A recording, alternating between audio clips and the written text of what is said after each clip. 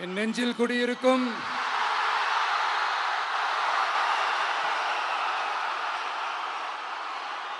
திருநெல்வேலி மக்கள் உங்கள் அனைவருக்கும் என்னுடைய வணக்கம். வணக்கம் வணக்கம் வணக்கம் வணக்கம். எல்லாரும் எப்படி இருக்கீங்க?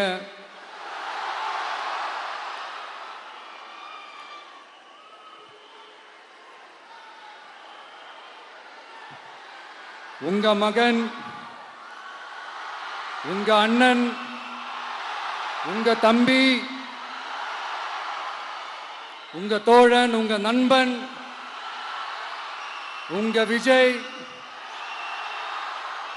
உங்களை தேடி வந்திருக்கிறேன். இந்நேரம் திமுக கையில அந்த முழு பவரும் இருந்திருந்தா, இந்நேரம் ஸ்டாலின் சார் கையில் அந்த முழு பவர் இருந்திருந்தா கண்டிப்பா இந்த நிகழ்ச்சி நடந்திருக்காது. ஏதாவது ஒரு முட்டுக்கட்டையை போட்டு நம்மளை வரவிடாம பண்ணியிருப்பார். ஆனா இப்பதான் அவர் ஒரு அதிகாரம் இல்லாத ஒரு முதல்வரா அப்படியே இருக்காருல்ல, ஒரு கேர்டேக்கர் கவர்மெண்ட்னு சொல்லுவாங்க இந்த பீரியடை. ஸோ அப்படி இருக்கிறதுனாலையோ என்னமோ கொஞ்சம் ஈஸியாக வர முடிஞ்சதுன்னு நினைக்கிறேன்.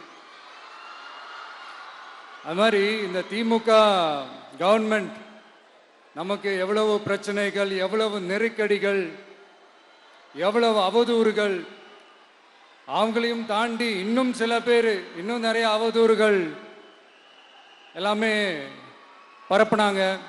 இந்த திமுக கூட்டணிக்கும் பாஜக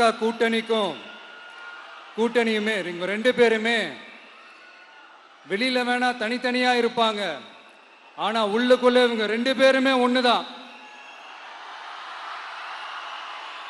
இவங்க ரெண்டு பேருக்குமே ஒரே நோக்கம்தான். அது என்ன நோக்கம் தெரியுமா? உங்களுக்காக நல்லது செய்ய, உங்களுக்காக உழைக்க, உங்களோட கூடவே நிக்க இந்த விஜய் வந்துடக்கூடாது. அதுதான் அவங்களுடைய அந்த நோக்கமே. ஏன்னா இந்த விஜய் வந்ததிலிருந்து அவங்க நிறைய இந்த ஊழல்லாம் செஞ்சுக்கிட்டு இருந்தாங்கல்ல, ஒரு லிஸ்ட் போட்டு சொன்னல, அதெல்லாம் அவங்களால செய்ய முடியாம போச்சு. எல்லாத்துலயும் மண்ணு விழுந்துருச்சு. அதனால செம்ம கோபத்தில் இருக்கிறாங்க என் மேல.